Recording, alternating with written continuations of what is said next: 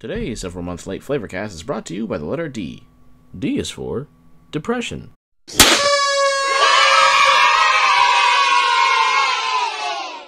Also, spoilers ahead.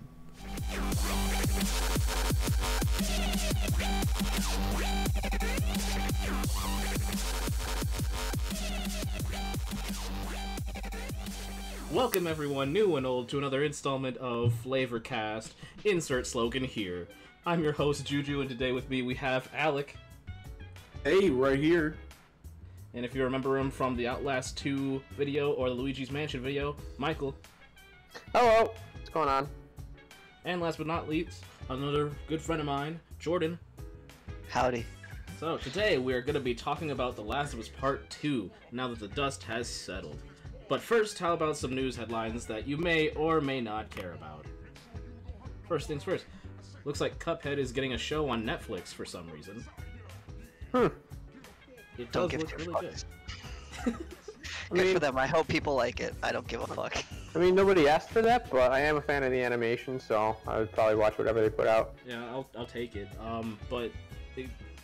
Speaking of something that no one's gonna give a shit about, so I guess Ninja is now streaming on YouTube gaming after the whole shutdown of Microsoft's Mixer. For those of you that actually care about that. I do care because it's really interesting. No, it is. It's actually really interesting because he got paid out by Mixer for like a ton of for 30 mil, Oh, yeah, and then he gets to go get another deal. I don't think he's signed yet, but he could sign to YouTube. He could sign to Twitch again. Facebook offered him 60 mil basically to double up on his contract. I think it's really cool that people can. That's a legitimate business to play video games for a living. I think that's really cool, and I think the business of it is actually really interesting. I'm glad the business side of it is interesting, but I'm not sure. I don't know anybody who actually cares about Ninja in particular, though. Oh no. They're out there. They're out there. There's somebody out there that cares. Yeah, they're all under 15. True. Speaking of kid stuff, SpongeBob Battle for Bikini Bottom Rehydrated is out in case no one has noticed somehow. But also it has a multitude of bugs. So maybe hold off on buying it right now.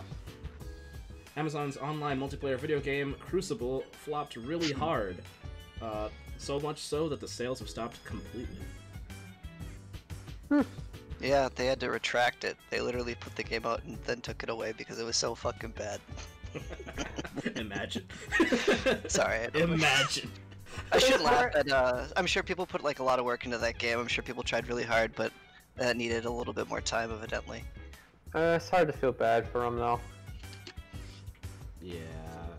Alright, so the last one we have is Horizon Zero Dawn. Not only has a sequel coming, in case you didn't know, but also the original game is coming to PC. Yes, sir. Ooh, interesting. Yeah, pre-ordered that shit. I'm gonna play the fuck out of it again on a better platform. Hell I'm excited. I'm really excited for the second one. I was a big fan of the first game. It's a great game. Yeah, Horizon Zero Dawn is an amazing game. Alright, well, Alec is strangely absent. He's getting food for his lovely, lovely not wife. What a fucking simp. Am I right? I know, right? Come on, man. Oh. He's just trying to simplify his life. Oh my god. But yes, The Last of Us 2, or The Last of Us Part 2. What happened? What's going on? Why is everybody pissed off?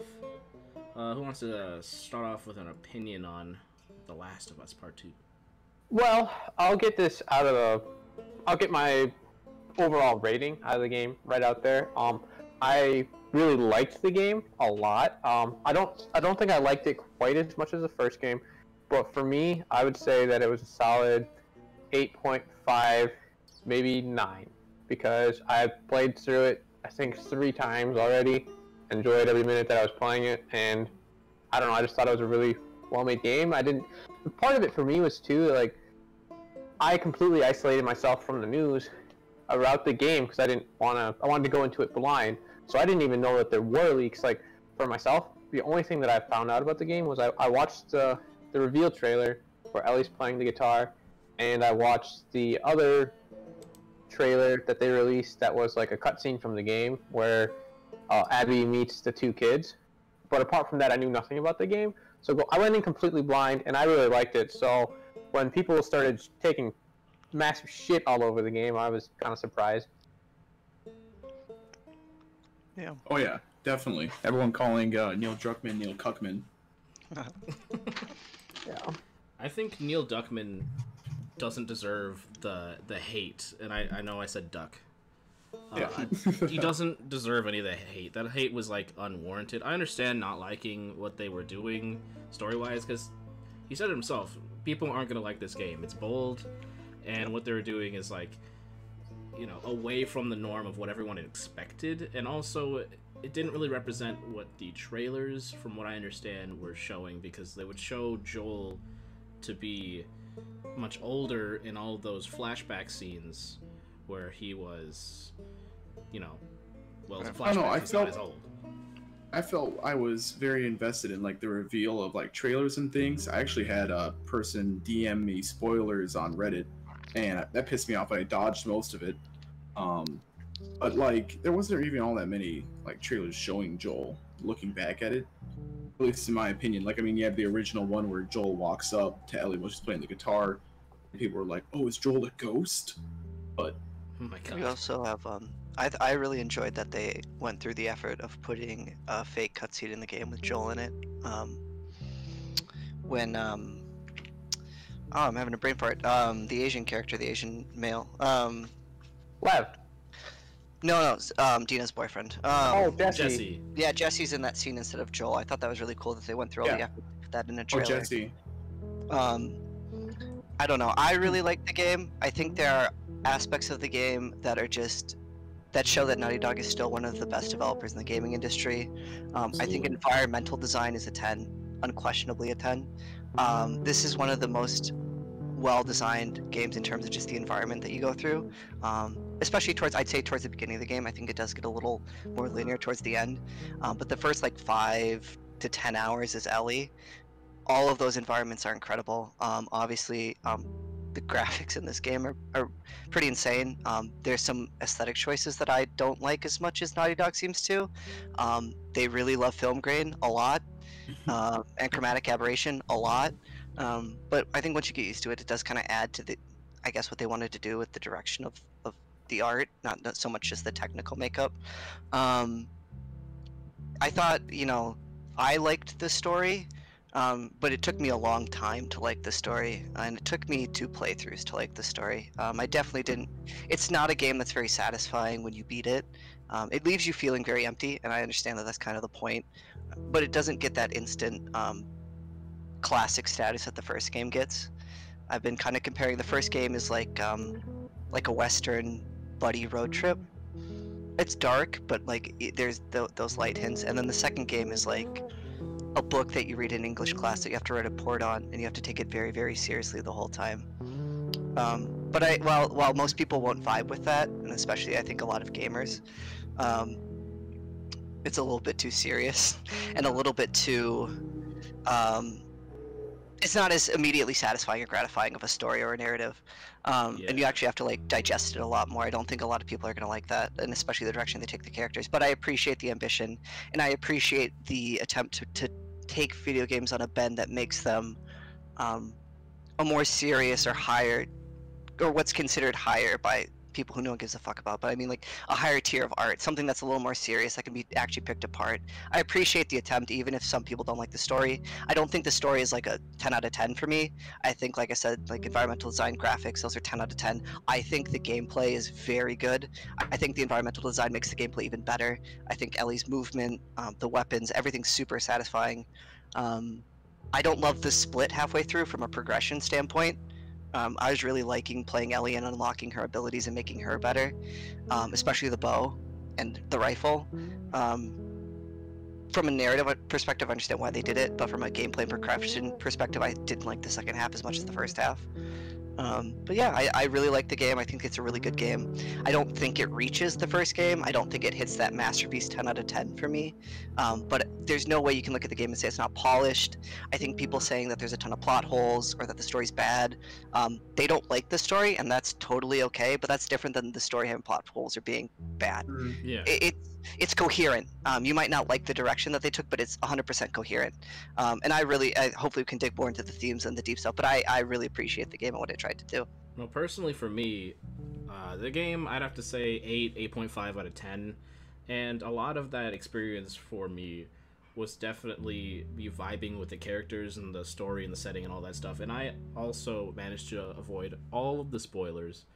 I made it a very much objective to just not look up anything. I mean, granted, I did see the original E3 trailer and that other reveal trailer where everyone's like, oh my god, Joel is a ghost, and I was like, that's stupid. This is not what game do you think this is?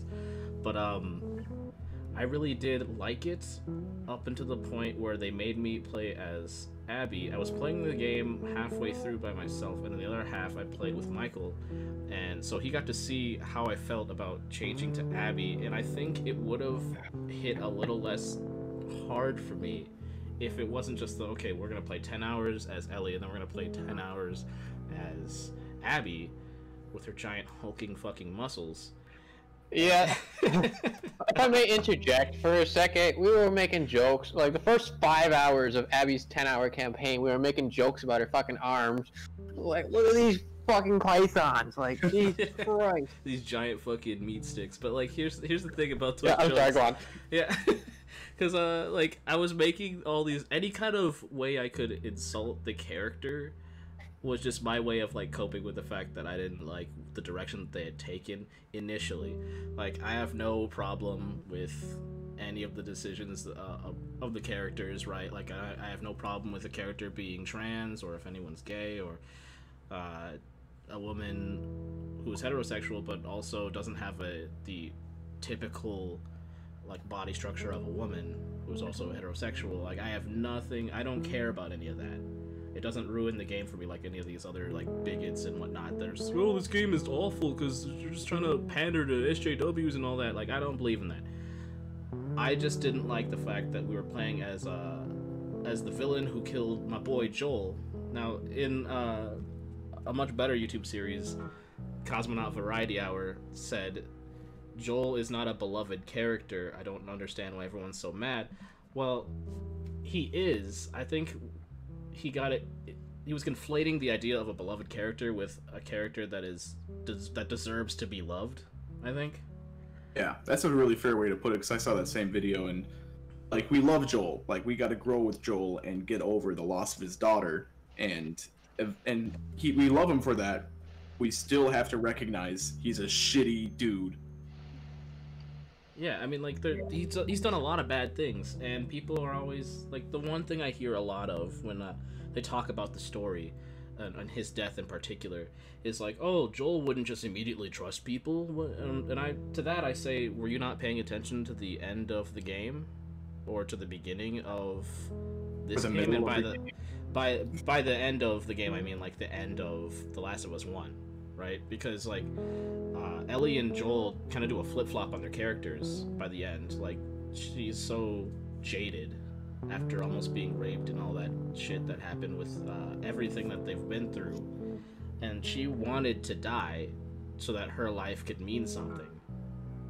And even though she had no proof, she knew that regardless of what happened, she wasn't able to, sacrifice herself and, be important. So she's just kind of jaded, and it stuck with her for all these years, we find out. And well, Joel is just trying to be a family man again. He's cracking dad jokes. He's a fucking suburban family man. Of course he would just immediately kind of look at them and be like, yeah, I mean, you guys seem all right. We're just trying to survive together. And he didn't, it's not like he's the one who's yeah, I'm Joel, what's up? And there are also notes in the game that sort of expand upon that. As a community, they give people the benefit of the doubt of trusting people. Yeah, I mean, going back to the point, does Joel deserve to die? There's a lot of people saying, oh, Joel didn't deserve that kind of a death. I don't know what game you played, but if you played the first game, like he definitely deserved it. Like yeah. from any other perspective, other than even as a player, I hate is the wrong word. Sorry, I really enjoyed the ending of the first game because it was very on brand for Joel. It was very in line with his character development, but I hated having to play through that part because it wasn't a decision I would have made personally. Especially at the end where you kill all the doctors.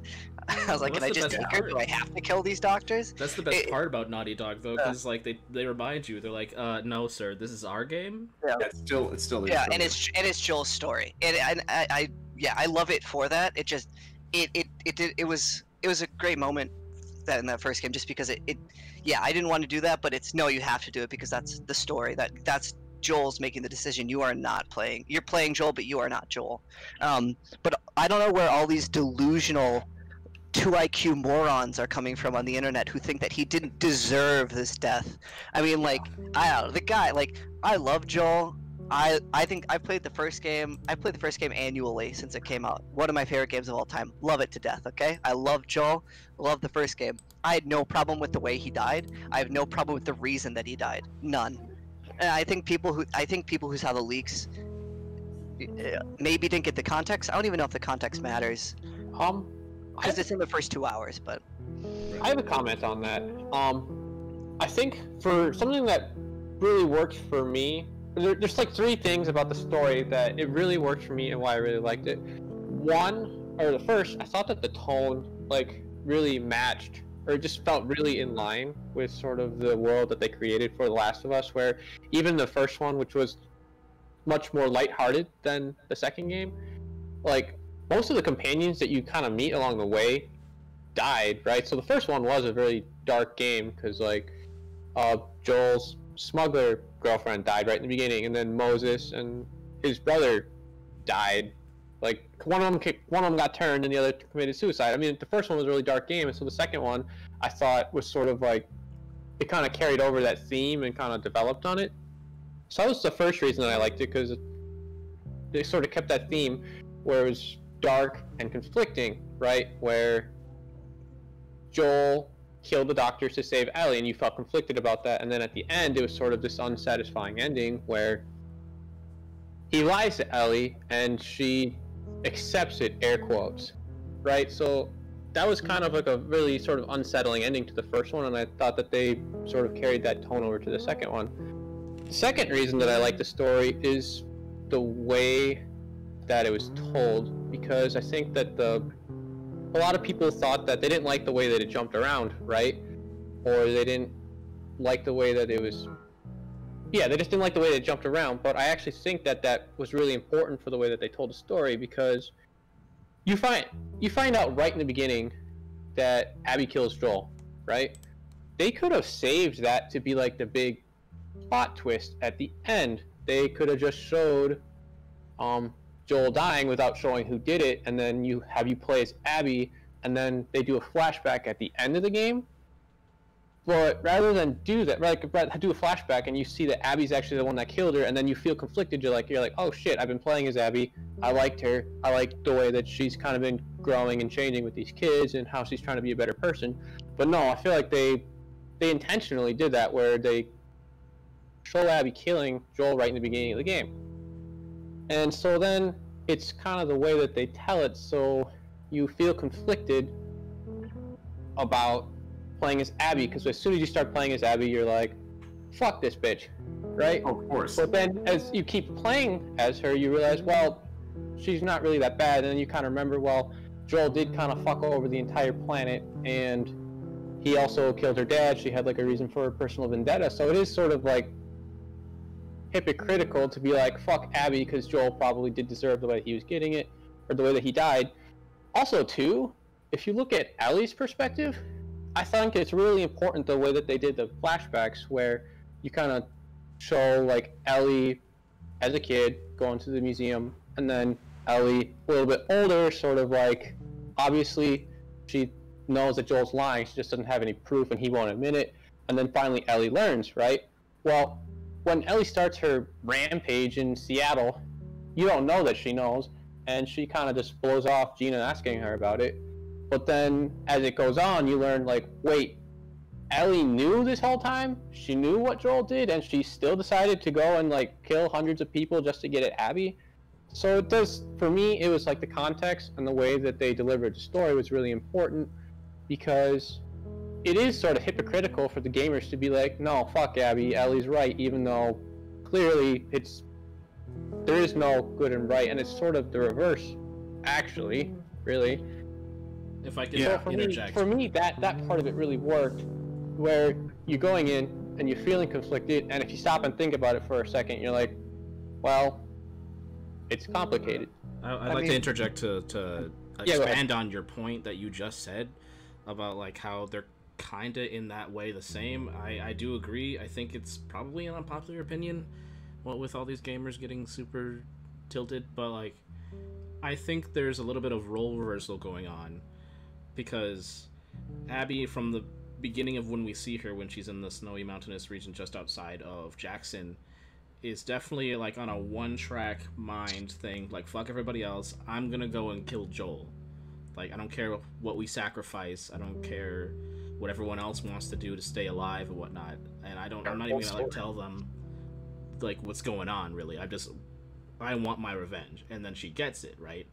And then as you're playing as Abby, from the midway point, from the very beginning of her part, you realize, okay, well, these people are people, but also she's still pretty gung-ho about being like a kind of a heartless person, but then she kind of like grows on you, and then when she meets the kids like Lev and what was it, Yara, she does become more and more Ellie-like and more Joel-like at the same time, as controversial as that may sound. Yeah. But then Ellie, after Joel's death, kind of turns into Abby, how she's just straight up like one-track mind. She's straight up midway through like the game when Jesse shows up.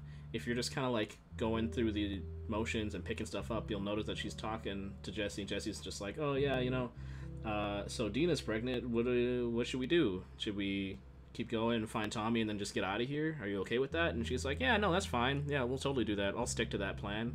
And he's asking her questions about like what Joel did to piss everybody off. She's just dead ass lying to him the entire time about like, oh yeah, no, I'm gonna give up. It's fine. I don't need to get my revenge. Oh, Joel just kind of got killed just for whatever fuck reason.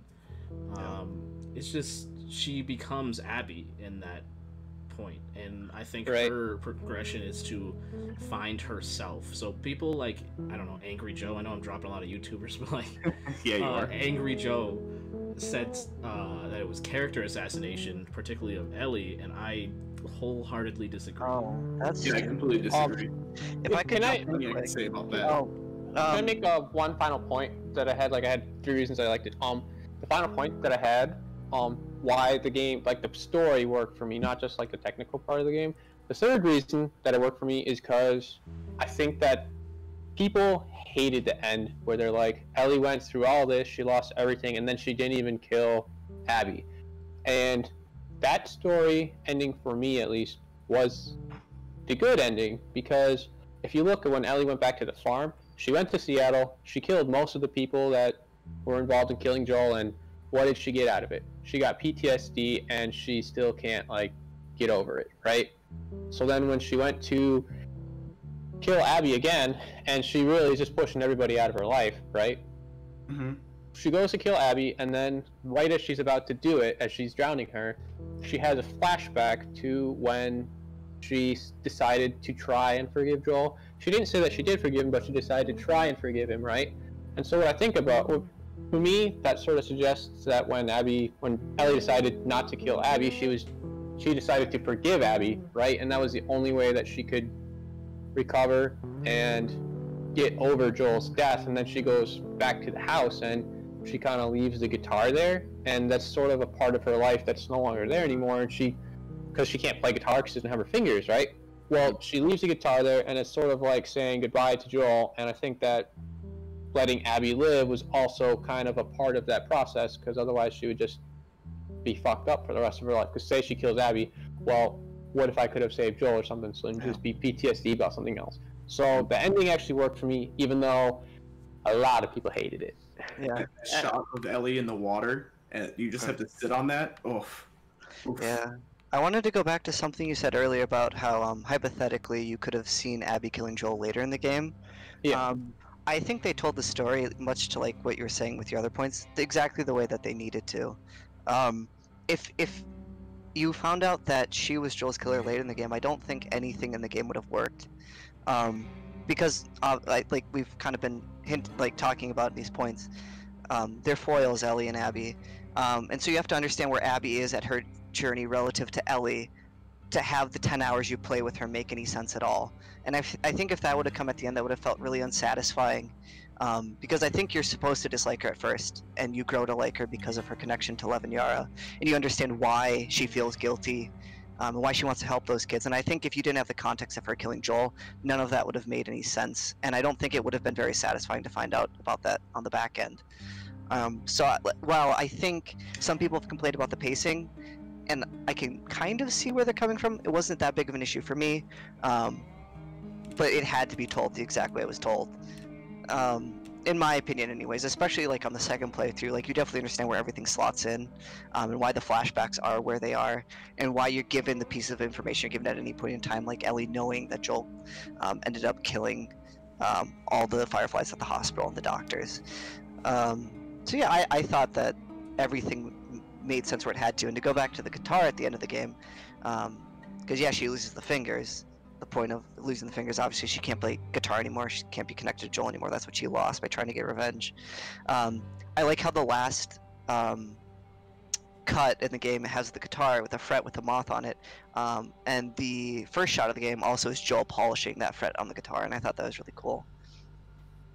Yeah, I completely agree, and I'm hoping that I can snag the floor here to start going off of, because I want to mention some things with the pacing that you had there, and also to share my own opinion of the game here. So Yeah, we've kind of been trampling on you. Go for it. no, that's cool. No, I had to run away.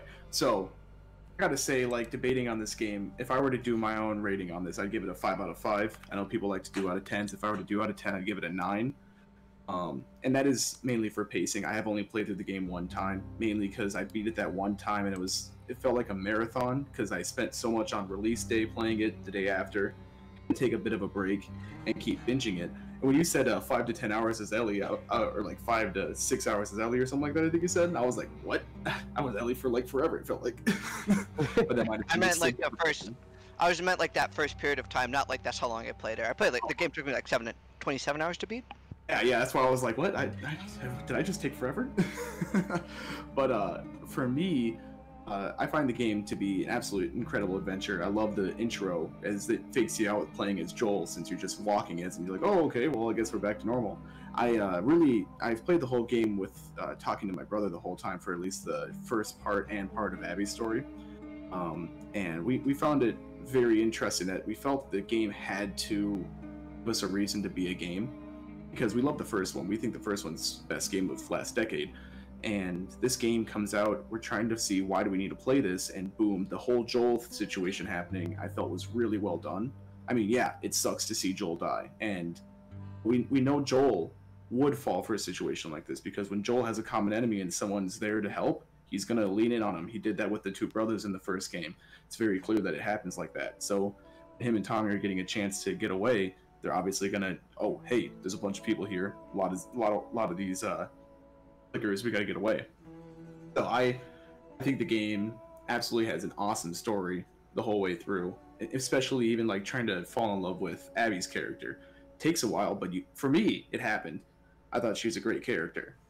And when I played through the game, I will say I love the story, but for me, the pacing does have issues, and I definitely need to do another playthrough to see what you're talking about, Jordan, because I imagine multiple playthroughs really makes it feel cleaner, at least more together, because that's what makes video games a totally different medium versus like a movie and things. You get to experience it at your own pace.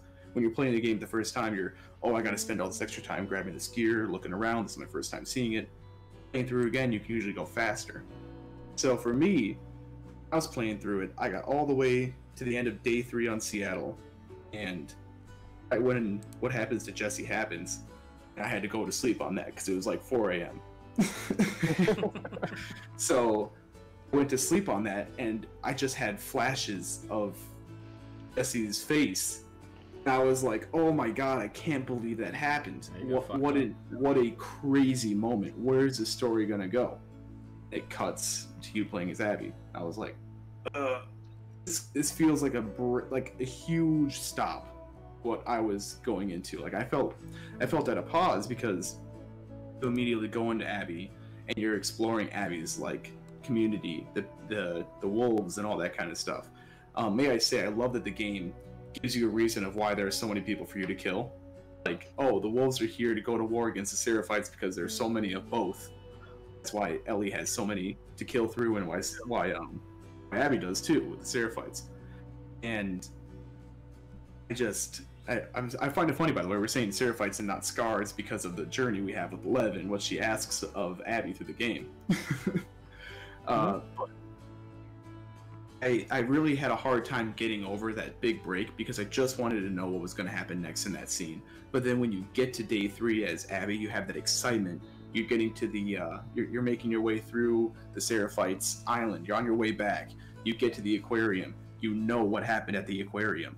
You get there and you know what's next. When it cuts and you're in front of the movie theater, you know what's next. And it's like, okay, here comes the payoff. And the situation's happening. People are getting hurt. Threats are happening, and then Lev is there to change the scene. I thought that was crazy. Like that really did make that moment even more intense than what I expected. Now, I will say, even though I watched Abby's character change so much through the game, I still like when I had the moment of Abby versus Ellie, I was like, I'm gonna throw Abby into Ellie. I want to see what happens because fuck Abby, but I still want to know. So I let Ellie get a couple kills in. But then, you know, Ellie's a freaking hard boss, so she got me a couple times naturally. But still, I think the game is its own story. When I hate watching these videos of people doing a review of it, and they're like, oh, here's a better story. Blah, blah, blah. Like, they come up with something else. It's like, this doesn't matter if it's a better story or what you come up with. The fact is, this is the story they wanted to tell.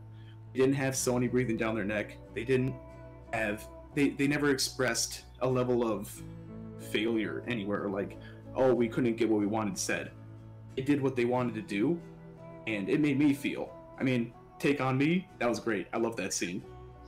But I really felt like this was the game they wanted us to experience. We're not supposed to feel good at the end of this game. This is a tragedy, for sure. This is a revenge story that's just for us to feel horrible.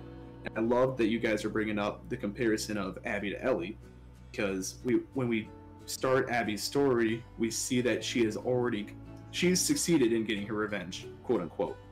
But when we get all of her flashbacks, we see her pushing away the people that are important to her to get that revenge. She goes and has a romantic night with her love interest, and then she wakes up and says, well, I still gotta go. I have to do what I have to do. I can't do this. Ellie goes and puts her friends in a horrible situation, gets people hurt and killed for revenge, doesn't get her revenge, goes back home, has something. She has a family. She has a home. Their PTSD and the thirst for vengeance never left her, so she ends hollow, just like Abby was. Abby found something in the end of the game, so she ends up better. Well, I saw how she looked at the end of the game. Who knows how much better that is?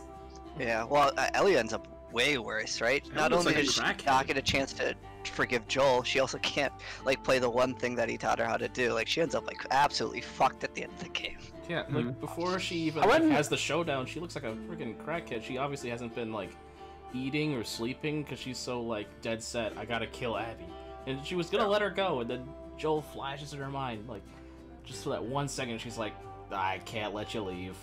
All right, let's do this. Yeah, Hands, let's go. Yeah. Oh man, that ending. All my earrings. So intense. I saw a meme that was like, all right, now it's a fair fight, and it's like, Abby's definitely burning in the sun, getting pecked at by birds. It's probably an excruciating pain. I don't know if this is all that much of a fair fight. And she has a knife.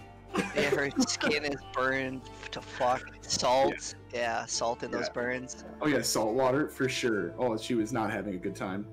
So I love the game, man. And I mean, gameplay. Like when people were complaining about the story being a problem, I was like, yeah, that could be a problem all on its own. But if the gameplay doesn't hold up, then I'll be mad, because the first one has some of my favorite third-person shooter gameplay out there. It's so gruesome.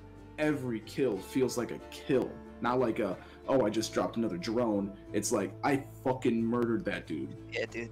Yeah. The new game for sure feels like I fucking murdered that dude. I'll never forget a dog coming on me, and like the dog was grabbing my arm, so you do the animation to get him off. Pulled my shotgun out, blew the dog away. Quick turn, because I knew a guy like the owner was behind me. Shoot him. His limbs go flying off, and he goes airborne. And I was like, I fucking murdered that dude. Proceeded to pull out my rifle and quick shoot at a sniper, and all you hear is her scream. Yeah. That was the last person. It's just scream, scream, scream, and I know I shot her arm off. Yeah. The first time I experienced that, I definitely was like, oh no, because I shot somebody's arm off, and they're like, fucking, Jeffrey! And I'm like, no, don't do that. Don't give them names. Don't call them like they're people. Like, don't give them names like they're people. Mother, he's trying to be people. The only time they weren't people are in the couple rounds of the game where they just infinitely spawn. I tested a lot of areas where if they're infinite spawners or not, and I was like, oh, come on, let me kill everyone here. You know what this game reminds me of? The tone-wise, at least. It reminds me of Spec Ops: The Line, which, if you're not sure, is a war shooter that purposefully kicks you with a dick for liking war shooters. Oh, it's so good. It's one of the best stories. You know, I really like what they did with the combat, because the first one had more of a survival horror feeling. I felt like you hoarded your supplies, and they were less generous with the bullets, at least like on the medium to medium, hard to hard, survivor to survivor. I thought that they gave you more bullets in this game and a lot more ways to kill people. So whereas the first one felt like survival horror, this one felt more like an apocalypse brawler. Does that make sense? Like, I was gonna say, I completely agree with that point of view, because in the first game, yeah, you're saving bullets. I mean, maybe that's because I played Grounded back to back. I felt like I could spend a bullet for my life. But when I played through this one and I kept looting everything, because I was doing my best to loot everything, because the Grounded teaches you that. And every combat encounter, I was like, okay, stealth, elim this, elim that, bottle kill. And I was like, this is too easy. I need to step it up a notch. And so I started just throwing everything and shooting everything, because I had, max pistol ammo, max revolver ammo. I felt like I needed to spend. Yeah, I'd agree with that. Oh, sorry. I come from I haven't played Grounded, but I played Survivor like at least 3 or 4 times, I think. And I played it right before the game came out. And it kicks you in the dick. I mean, especially with health, like medkits. Like, the game does not give you a lot of shit for medkits on Survivor. This game, you're fucking tripping over ammo. You're tripping over crafting materials. You almost have full materials and full, actual consumables at any one time. Yeah, let's talk about how they nerfed the Molotovs. Come on now. Yeah, but I actually really liked it. Whenever the fuck, it was ridiculous. I loved playing the game that way. I loved it. I loved explosive arrows slap so fucking hard in this game. One of the most satisfying things. Oh my god, it's so gruesome in oh my god, it's like a car crash kind of way. You can't look away. Beautifully destructive. It's so satisfying though too. Yeah. The shotgun, once you upgrade it, ooh. One thing I will say, having beaten it on Survivor, is that some of the encounters are way harder to stealth than they are to kind of do an apocalypse brawler. Like, on some of the encounters, especially the harder ones throughout the game, I could get maybe, and I'm not the greatest, but I did beat it on Survivor, but I could get maybe 1 or 2 stealth kills, and then somebody would find you, and you could kind of try and go in and out of combat, but yeah, especially on the Survivor, you would get into, in some of the encounters, it sort of felt like you had to do a shootout, and the game actually gave you enough supplies to do that shootout. So I think that the game sort of had more of a leaning towards where they want you to duke it out. Did you have a hard time with the boat section, where you have to secure the boat?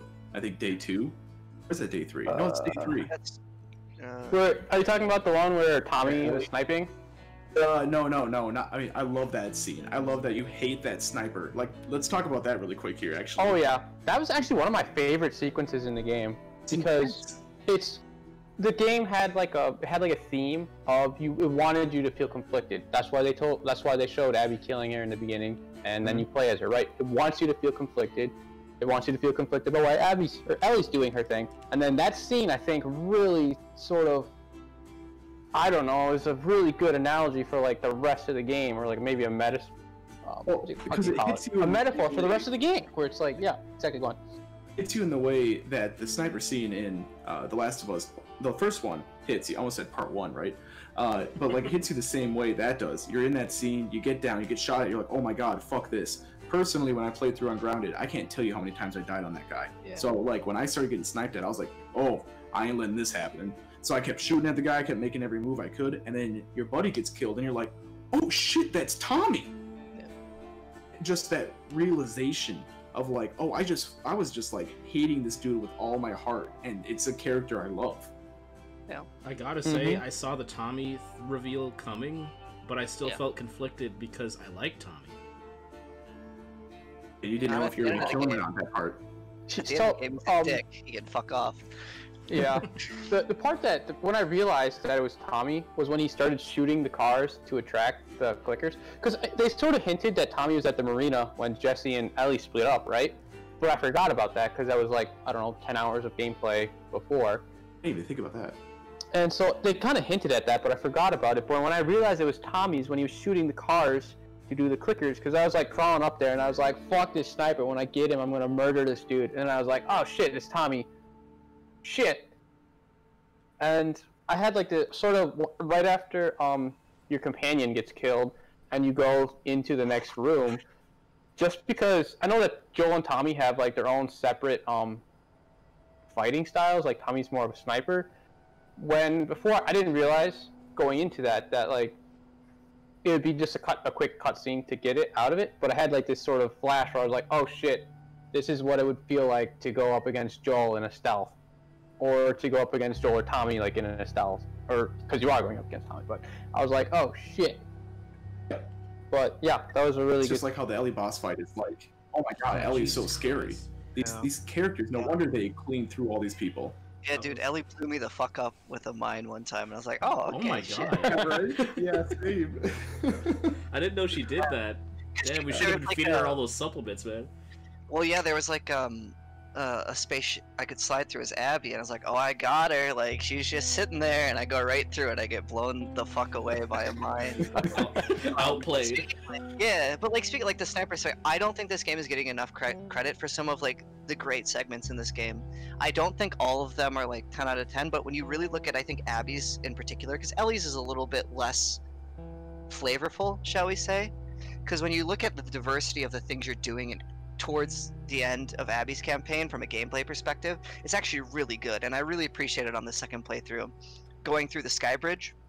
Oh, First of all, you can see that once you talk to Isaac and she decides to leave. You can see the sky bridge, which I thought was really cool. Really?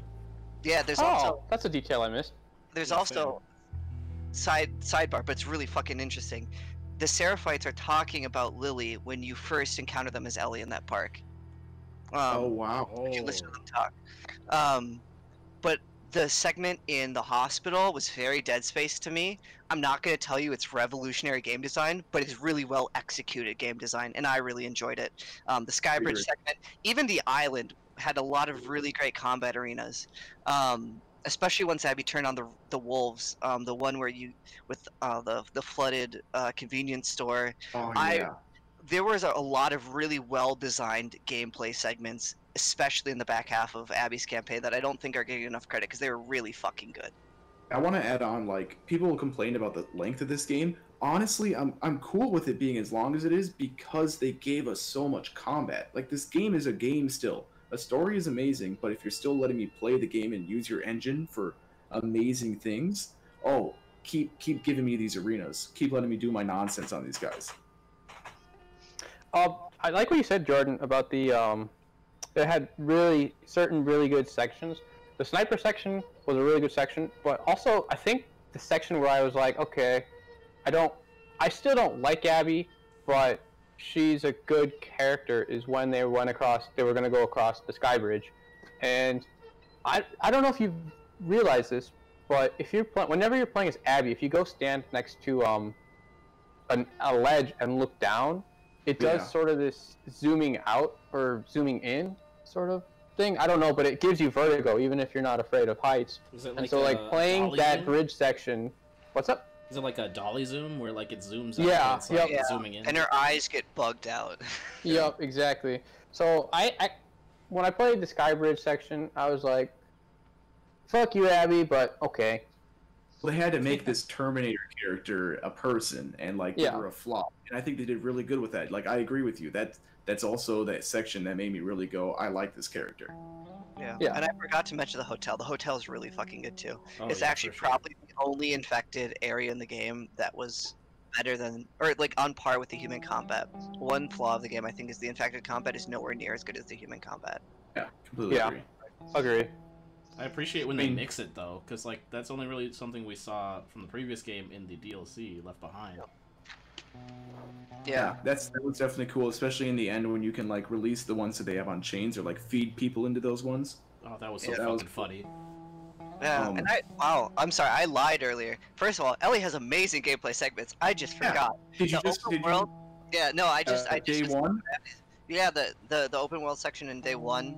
I like the section with the gas station and the bookstore because it's like it gives you 3 blocks wide radius more or less by 2 blocks tall. And you just have like this space to go through these encounters. I know it's canned, but when you go to that workbench at the gas station and more guys show up, that's really fucking cool. I like how they caught me with my pants down at that one. Yeah. And they put it in to make it feel dynamic. I love it. In that same section, there's the grocery store with the infected in it. I cleared all the infected. I ran out that fucking door, and there were guys like literally in the next room, and they're like, "Oh fuck!" And I was like, "Oh shit, there are people here."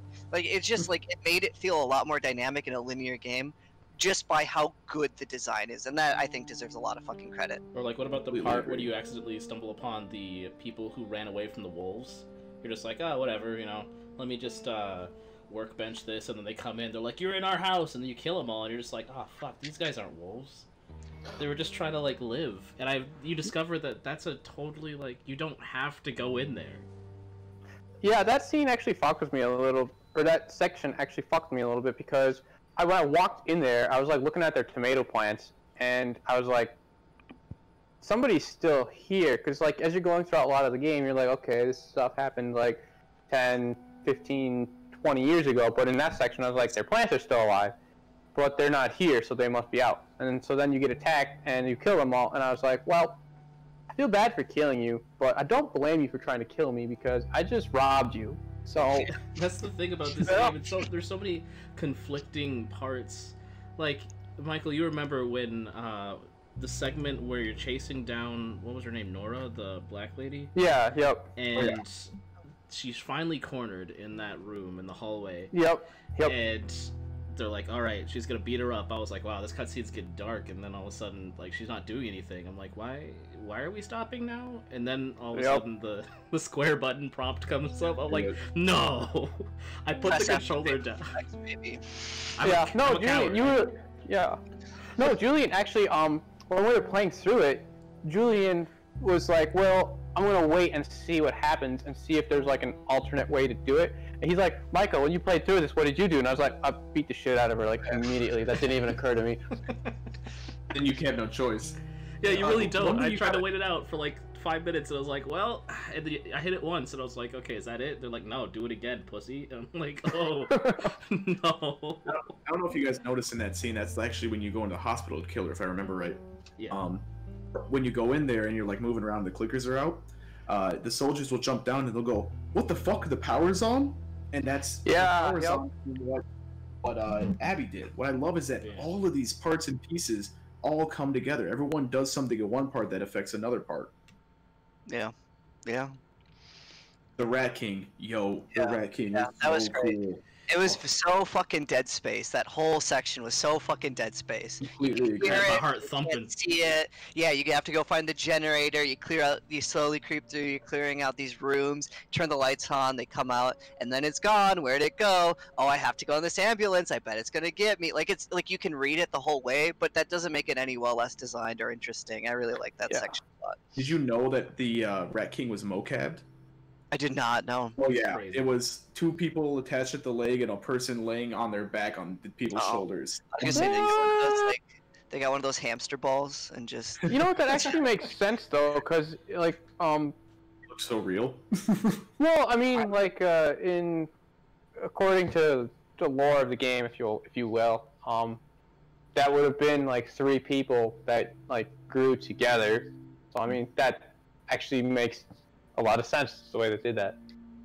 I think I think that whole, like, just like you said, Jordan, like even when you're like investigating around, you see that huge mass of mushrooms and blood, just a trail of it. You're like, oh yeah, oh something's coming.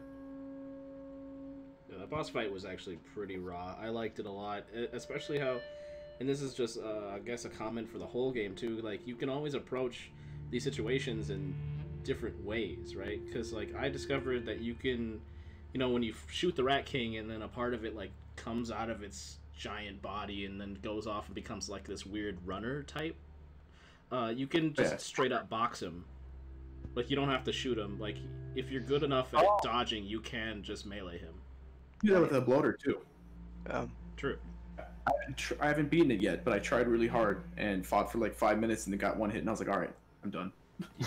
Also, that part where the fucking bloater in the flashback where you're supposed to die to the bloater. Yeah. God. Yeah. Like it almost does what it did to Joel, and Joel saves you right in that moment. Oh god. Apparently, if you survive for too long, not only does Ellie get tired and like can't run as fast anymore, they just straight up spawn a runner right behind you to grab you instantly, so that the bloater can catch you. I don't know that. Interesting. Yeah. I think we gotta talk about some of the flashbacks, like her birthday and the space pod scene. That was just art. That's That was character very execution. That was very reminiscent of the first game, where it was just kind of, the first game was a lot more lighthearted, even though if you really think about it, it was a dark game, but it had more lighthearted sections. And that part really sort of felt like the happier sections of the first game, where it's just Ellie and Joel hanging out. It's like when they're approaching Tommy's town, like, you know, they're solving a little puzzle, they cross the bridge, and she says, "High five!" And it's just like, I love these characters. Yep, exactly, that kind of shit. Yeah, the game needed those scenes. If those scenes weren't in the game, I think it would have been a bit more of a grind, just mentally. Yeah. Too oppressive. Yeah. That's why it's like Spec Ops: The Line, but like only with happy moments. Yeah. Focus for a while had no happy moments. Oh, if it's okay, I did want to go back to the encounter where you go at the workbench and those guys try to kill you because you're stealing their shit. Yeah. I think that's one of the best streets in the entire game, because you have the puzzle where you have to throw the rope over like the awning, or like you have to break the glass and throw the rope over to get into the conference room. You have the restaurant full of clickers, and then you have the wind chime. You go in the basement, you have the wind chimes and everything. Like that's what I like when I'm talking about the game, like the design of like the environments in this game. It feels so much more open than the game actually is, because these environments are so well designed and feel so natural to like explore. It's just like it's just so well done. Especially as Ellie, I think you get a little bit more of that towards like the first day of Seattle, especially after you run into like the Scar guy and you kill him, and you kind of get past the school and you're just going through the streets of Seattle. All of that stuff is great. You get to go into apartments, houses. I love all that shit. That shit's so fucking good. And Abby does get some moments. Like I thought the Chinatown section was really fun, and really well with the designed. 2 buildings that are like split, and you have to like jump between floors. And that was cool. I really like the safe puzzles in this game. They're not going to stump anybody for more than a minute or two, but they were hard enough to be satisfying, but easy enough to not slow down the pacing. Did you know that you can do those by sound? Yeah, my brother and I would do them by sound, and we'd be like, "Oh, this is the code, bro," because we would do it by sound every single time, and then right after we do it, we'd look 2 feet, and we're like, "Oh, there's the code," every time. Yeah.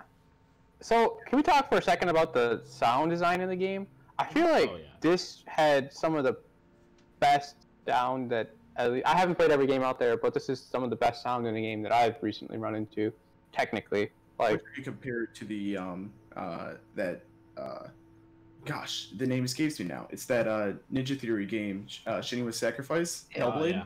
Yeah, people say that game's got great audio, but I definitely agree with you that this game's audio was amazing. Like the rain felt so real. You could hear your footsteps being different on different platforms, and then people hunt coming on you, like to fight, or the yeah, horrible word choice there. And clickers. Every time you hear a clicker in the distance, you're like okay, I know which direction that is, but whew, I agree with the sound design. Especially when like the Seraphites, you meet the Seraphites and they're just like whistling their locations, and you can tell what they're saying just by how they whistle. Oh, That's the whistling is definitely a very, very well executed aspect of the Seraphites, because you don't actually know what they're saying, but they're just whistling. You're like, ah, shit. Well, it was actually kind of cool because for me, I agree with Julian and I agree with what you're saying, because they'd kind of be whistling to each other, and you would stealth kill one of them without the rest of their people seeing it, and then they'd whistle for him, and he wouldn't whistle back, and so you could kind of tell that the signals that they were giving each other were changing as they realized that people were getting picked off. Yeah. Amazing. Sure. I didn't really notice that. When I was playing as Abby in every Seraphite fight, I chose full commando and was using the momentum punches. I mean, those are fun. I could get those to work. Smack. You just have to not have a melee weapon, but they give you a melee weapon every 3 seconds. Apparently, Abby's arms jiggle whenever you. Yeah, I can't unsee it. Yeah, you're welcome.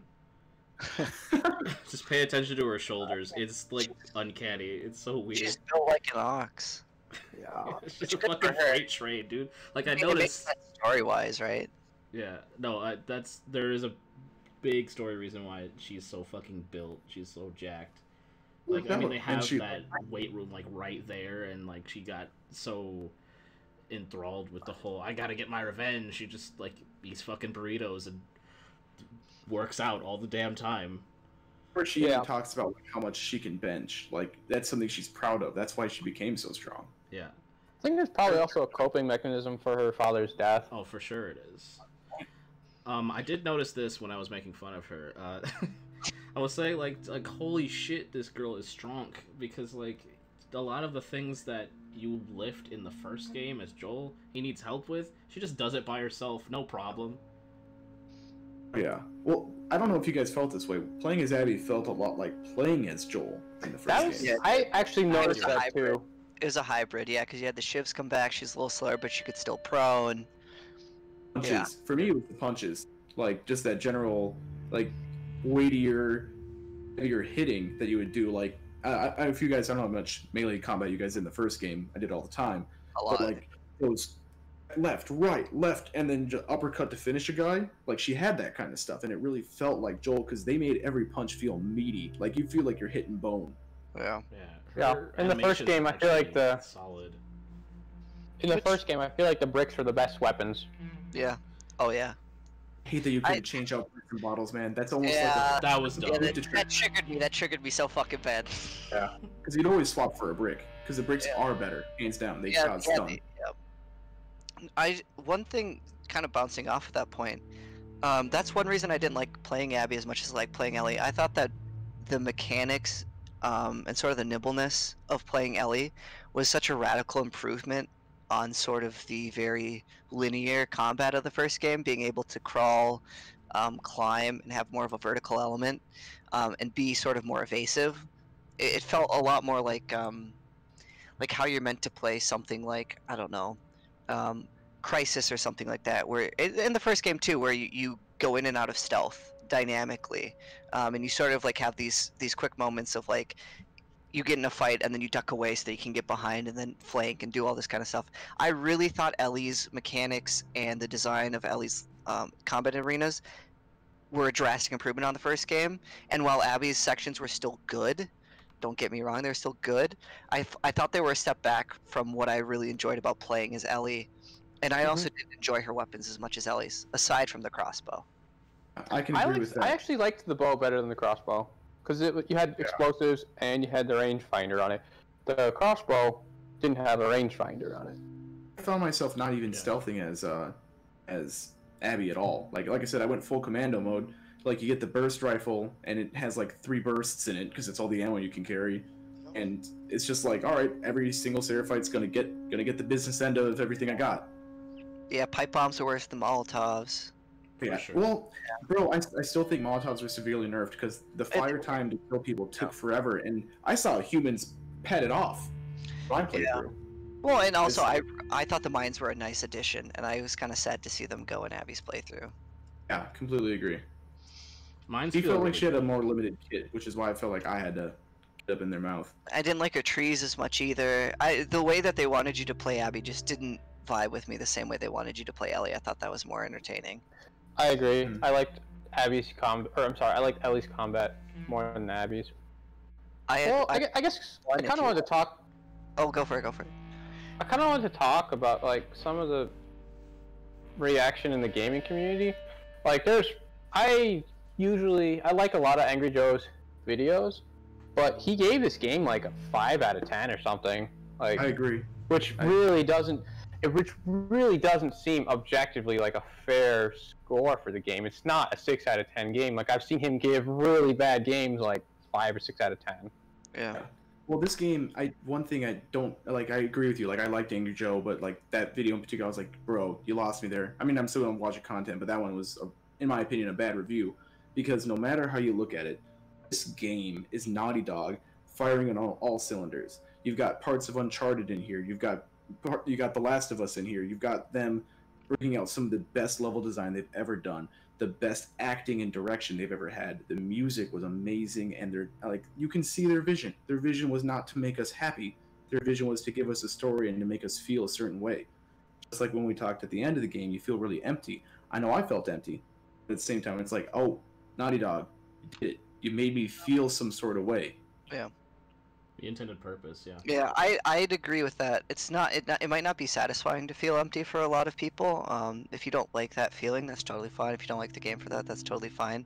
But I'd agree, a game making you feel something is a lot more impressive than like 90% of the games I play. Most games make you feel absolutely nothing. They're not written particularly well. They don't go places. The story serves to string things along from gameplay encounters. And so it is an achievement, I think, to have a game make you feel something, even if it's not necessarily something that you wanted to feel. Yeah, I mean, that's the whole thing about telling the story, right? But I feel like the way people thought about this story, I feel, is the more traditional way of like, if you're going to tell me a story, there better be a point to it. The point that everyone wanted was, okay, it's a revenge story. Let me see Ellie get her revenge. I thought it was better that she didn't actually go through with it, because if she did, then that would be character assassination.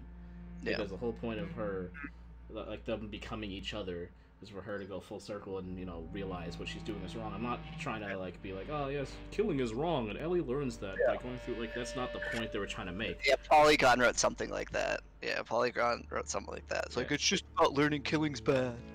Oh, that is not it at all. Ellie has been killing in The Last of Us Part 1. I don't understand why people keep fucking saying that. The whole thing is just, she got caught up in what Abby got caught up in, right? Because her whole, like I said before, her whole purpose was taken away from her. Joel took that away from her. So she basically had no purpose, even though she seemed like she was okay. I think she was very much depressed. You see, she had a purpose in the world, and now then she was just the killing machine for the wolves. Right. That's all she was after. That was Abby. And then Ellie, her purpose becomes, I gotta get revenge for Joel. Even if we weren't on the best terms or whatever, she did still care about him, but that became her new goal, her new reason to live. But then she realized that's not something that she ought to do for herself, and that's not something that Joel would, you know, like her to do in the first place, which is why she let her go. Yeah, well, even Joel, like, I think one of the things that was great about Joel's death is his reaction to it. He's just like, just get whatever speech you got out of the way. Like, he knows he deserves it. He knows his time has come. He doesn't particularly care why she's killing him. He's done, I mean, dozens of things that are probably worth, that merit someone wanted to take revenge on him, and he's at peace with that.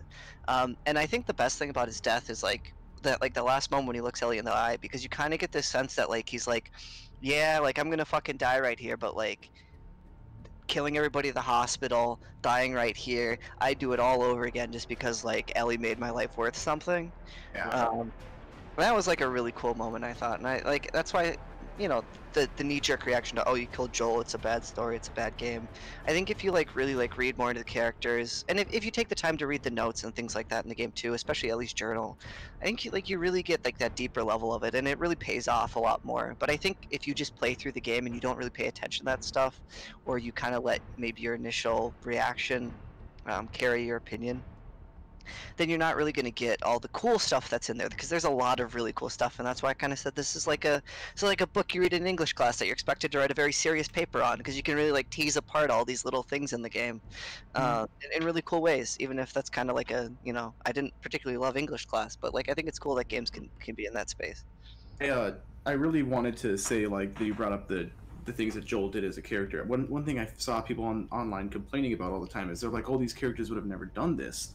And, like, you can see that these characters have. Like, in the beginning of the game when we see Joel and Tess together, they murder the guy who didn't give them the stuff that was rightfully theirs. Joel hints that he's been on both sides of catching a group of people driving. Joel was never really all that good of a guy. And then people are like, oh, why would Tommy give up their names right away? When Tommy's introduced in the first game, he welcomes Joel with open arms, and he left because he wanted to be a Firefly to save the world. Joel didn't agree with him there, and then Tommy stopped being a Firefly and found his own way to make a better world, and you saw him working for that. And then, of course, when he's in the town, he meets a new group of people. Hey, come to our town, come do trade. And like that's his character.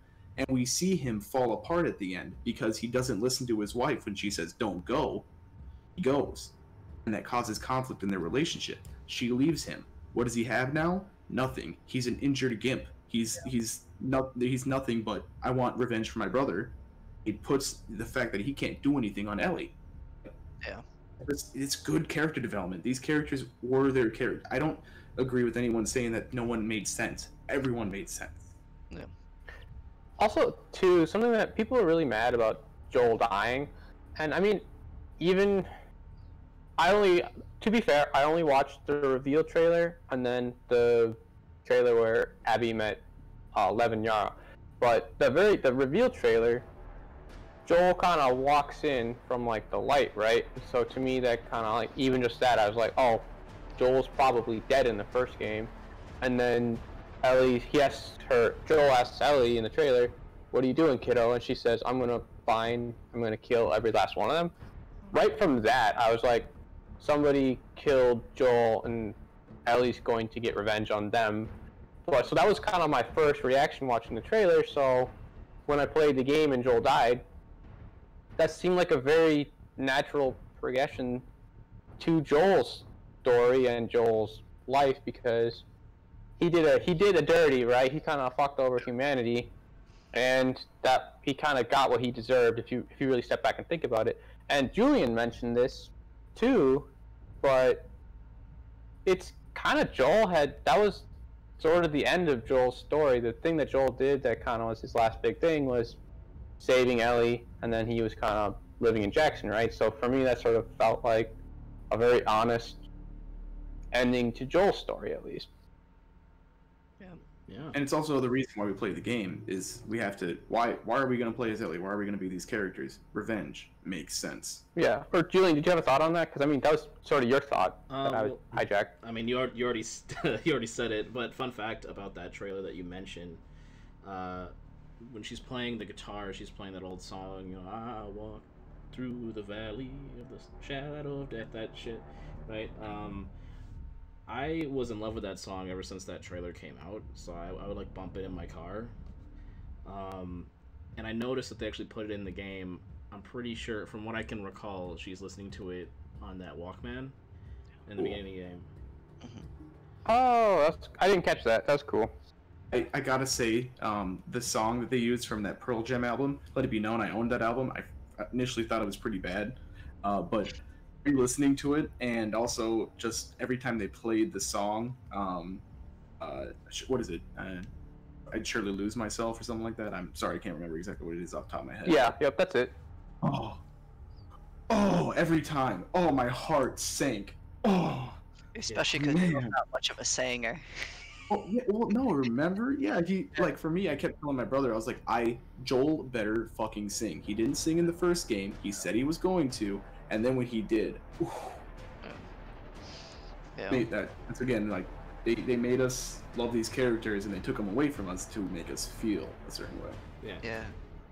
Yeah. If I could, I want to hit on one thing, because I think one of the things that took me the longest time to sort of like piece together about the game was like the moths, or why moths as opposed to anything else. And I think if you contrast the symbol of the first game, which was the firefly, I mean, like firefly is like create light, right? That's the whole idea of the group. They're trying to Mhm. save humanity. They're trying to make the world a better place. But I guess like what I landed on, and you can tell me what you guys think about this if you disagree. Moths seek light, and I think the whole point of this game is all of these characters, even Joel included, are seeking light. That's why like the first shot of the game again, Joel's holding the front of the guitar, and it zooms off of the moth. Like Joel had finally like found like I mean, relatively speaking, he was about to be on good terms with Ellie again, or she was gonna try anyways. His path towards redemption was Ellie, and that was the first game. And then so now this game is Ellie's fall, precipitated by obviously Abby's fall, and then their Abby's respective search for the light, and that's Ellie's left at the end, about to go on the same journey with again ending on the fret of the guitar. And I thought that was like really well done and tasteful and subtle and just good shit, and I liked it. I'm gonna have Like to you said, agree. when Joel gets to like realizes that he gets his light because Ellie's gonna try to forgive him. I gotta call out the mocap in that scene, man. Oh, when you see a grown man whimper like he did, like that lip shake. Oh man, I just immediately was like, Joel is happy and like he's trying to still be as manly as he is. He's such a man of few words. You never see him like super defending himself except for if I do it again. Yeah. And just ooh. Well, yeah, one of the things that told me the most, or would tell anybody the most about Joel, in my opinion, in the game, is he tells Tommy that he like basically doomed humanity. And Tommy, when they get back to town, he goes like, yeah, you know, like I'd probably have done the same thing in your position. So like your brother's like, I'm basically ride or die with you, bro. And what does Joel do? He just like walks away. He doesn't say like he can't even tell his own brother he loves him. Like that's the kind of guy he is. So it just I really like those little moments because you really can read a lot into the characters, and I think there's like really a lot there that people either didn't pick up on or didn't care to pick up on, unfortunately. You know, to go off of your metaphor thing with the seeking light, I think, and this is, I guess this is just my personal interpretation of this whole light metaphor, is that that in itself is another metaphor, the light being like a purpose. You know, so like the light of the fireflies was the purpose of trying to set everything back to normal.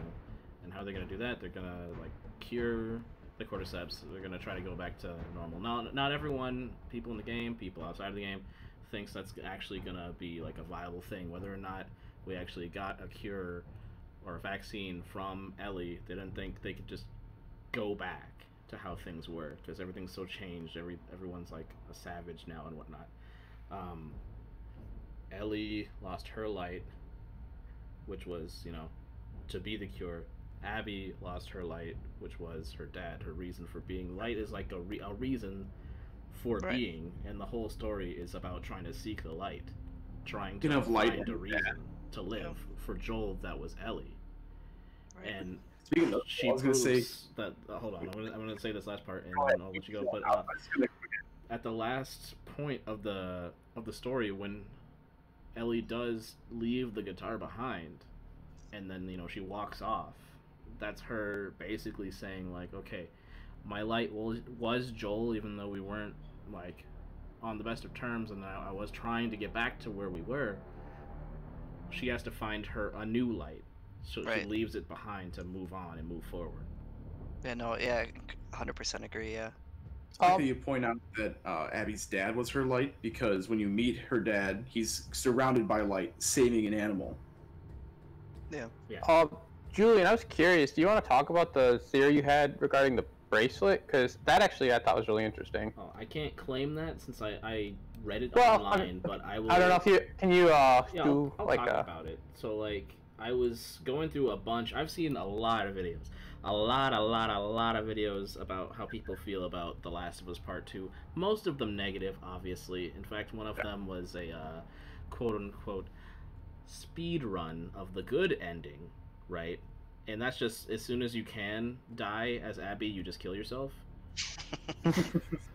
which I found that pretty funny. But I read this YouTube comment, and I didn't go back and confirm for myself whether or not any of this is true, but they said, and I quote, "Crazy thing is, I truly believe Ellie did have a happy ending. We just missed the clues." Another YouTuber commented on the letter you find at the farm when you're with Dina and the baby. It's from the baby's father's mom saying that they will always have a place in Jackson if they choose to come back home. Also, if you notice, when Ellie leaves to fight Abby at the end, she's not wearing the bracelet Dina gave her. But when she returns, the camera zooms in on her hand wearing the bracelet.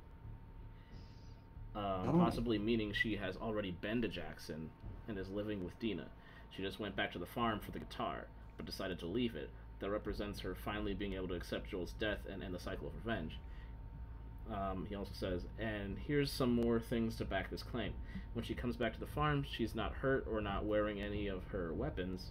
And 2, she doesn't seem surprised that everyone is gone when she enters the house. She doesn't call out Dina's name or anything. I think people were so caught up in the revenge that they missed all of these details. End quote. Wow. Didn't even think about that. Yeah, because I mean, when she's walking up to the farmhouse, you notice that she's missing 2 fingers, right? So it's like that's her left hand. Her right hand is also visible, and that's where the bracelet is. Yeah. So I thought that was a detail that I missed, and I actually went back and I did see that. So It's a good point that she never says anything when she goes in the house. Like when I went in there, I was like, oh, maybe she doesn't say anything because she just knows. She knows that she left Dina. Because I mean, when Dina says, it's me or you're just leaving, and when she says, oh God, what did she even say? I remember it broke my heart. Oh, that's up to you.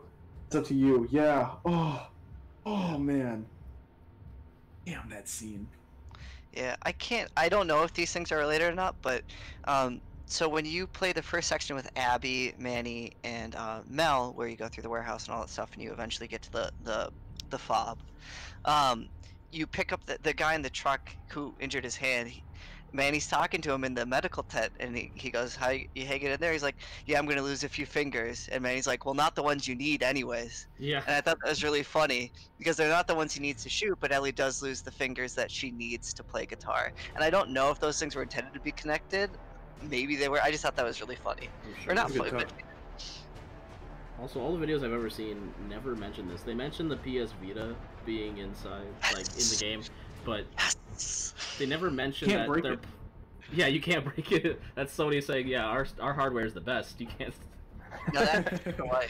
But like, no one ever notices or mentions of the game that they're playing. You guys Hotline notice, Miami. right? Yeah, exactly. Oh, I love Hotline Miami. When that was in that gameplay trailer, I was like, "Oh baby." Well, Julian, you'll like this. The dickhead who has the scar, I think his name's like Jordan. He's playing Evita too, and he's playing the lava level from Jack and Daxter. Was he really? I never paid attention. Yeah, I just figured it was another Hotline Miami. I did not know that. I'd have to go back there and go look now. He probably sucks at it, piece of shit. Probably. Probably. No, but that speedrun shit had me dying. I'm pretty sure by now there are actual attempts at actual speedruns. But it's just kind of funny that everyone's just still kind of mad. Even with this dust settling, everyone's still kind of mad about the whole story and how it went. And I've seen people online asking the genuine question of, hey, how do I get the good ending in The Last of Us Part 2? And it's like, oh, my sweet summer child. Yeah, you delusional. Yeah. I don't know. That's most of what I've seen online. There's been like good stuff here and there, but the majority of it has been people just shitting on the game. And I feel like there are people out there who like the game that just don't want to get buried under a deluge of hate. And they are. Do you want to see people who actually like it? Like, I don't know. I feel like a lot of times when people have negative things to say, it floods the internet. But people who actually like it just don't care enough to comment on it. Yeah, I'll be honest, I watched a couple videos about it, and I thought about, like, posting a comment, like, I like this game, but I was like, do I really want my inbox filled with hate mail? Yeah. No, I'd say, like, honestly, if you're on The Last of Us Reddit, like, just the first game, people over there, like, they joke about, they're like, the game was so good until, and then, like, you go look at what the post is, and it's like, I couldn't swap a bottle for a brick. and like, if you go to The Last of Us 2 Reddit, they're like, this piece of shit game! Oh my god, where's Bugsby? Like that's how those guys are acting. Bubsy, sorry. People want to play Bubsy over The Last of Us Part 2. Get the hell out of me. I hate people so much. Yeah, Also, I heard Laura Bailey, the voice actress for Abby, was getting death threats. Like, was. y'all are a bunch of ignorant motherfuckers. Like, stop that shit. Neil Druckmann too. They were both receiving death threats, and they're super cash about it. They're just like, hey man, I mean, we want to tell our story. It's sad that you want to do that, and we're sorry you didn't like it, but you know, that's what it is. What I hope is that, like, maybe a couple years from now, people will, like, look back and be like, maybe we were a bit harsh on this game. Nah. that's I'm hoping faith that for it'll humanity, be, man. That's I right. like this game a lot. I really want this game to do well, and I just hope that, like, it got shit on now, but I'm hoping that it'll be like a slow burner classic, and that people later will be like, we were harsh on the game. yeah. Still a masterpiece. I don't know if I'd call it a masterpiece. I think it's really, really good. Like, the more I think and digest the story, the closer I wanted to be to calling it a masterpiece. I think one flaw or one problem I have with the game, I think the first 2 hours are not great. I know you have to build up Abby, and I know you have to build up to Joel's death, but just from a playing perspective, I don't think they're great, and I don't love the Santa Barbara area either. I understand why they both happen for the story, but by the time, like, at the end of the first 2 hours, I was like, thank fucking God. And, you know, at the end of the game, I was like, are you fucking kidding me? It's still going. So while I really enjoyed the game, and I think, like, narratively, both of those things had to be in there, from just, like, a playing the game perspective, it did feel like a little bit like, okay, like, if we had just edited ourselves a little better, cut down and trimmed, like, maybe some fat here and there, even though I felt like the game was pretty tight, it had to kind of be told the way it was told, but maybe just trim a little bit of fat. It would have been a little bit of a better package. It did feel, because like I said, it took me 27 hours to get through it, and I embellished a lot, and I searched a lot, and all that kind of stuff, so I definitely extended it, but I didn't think the game, while the story had to follow that path and that progression, I don't know it had to be that long of a game. You play Uncharted 4? I thought that it was kind of like, it was like a Lord of the Rings ending, where you think it's over, and then it keeps going, and then there's another ending, right? But I mean, the thing is, what would you take out? I wouldn't take out any of the main beats, but I feel like there may have been a way to trim. I mean, even if you trim, so there is a fair amount of the game that is just, hey, look at that thing in the distance. Let's go through combat scenarios until we get there. And while I really like the combat, and I wasn't mad at the time to have that combat, I think there's enough combat in the game that some of those beats could have been paced a little more satisfyingly.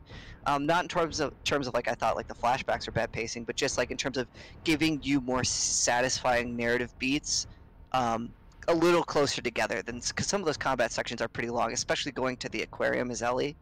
That's a pretty long section.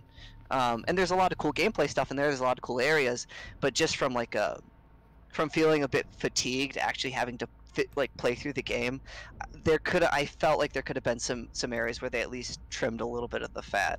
Cause you know what? That's fair. It is a very long game, and especially with that kind of, I'll call it a false ending, just because it almost felt like the game could have ended there, but then you had the whole Santa Barbara section. So I will agree with that. I think that they could have trimmed it down a little bit. And I think it would have been better if they did that. So like it's hard. I want to call it a masterpiece on some fronts, like just for like the attempt, but I don't know if the execution is like 100% there for me. It's like 90% there for me. It's really, really good.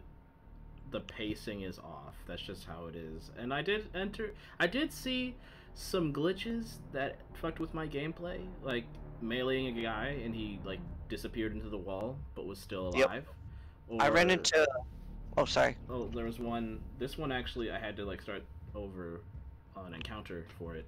You mentioned that one area where you have to break a couple of windows and then throw the rope and to get to the other side because there's a locked door and that's the only way to get into the conference room. I had, I guess, let go too early as I was trying to leave the building. I was like, I'm gonna swing on this rope, and I let go, swinging backwards, and I've warped myself into the floor. I could not get out. So I was like, I went prone. That's unfortunate. And I could like float above the air. You experienced the grounded difficulty before they even released it. No, Get out of this bitch. Thank you for reminding me, because I was gonna say the same thing.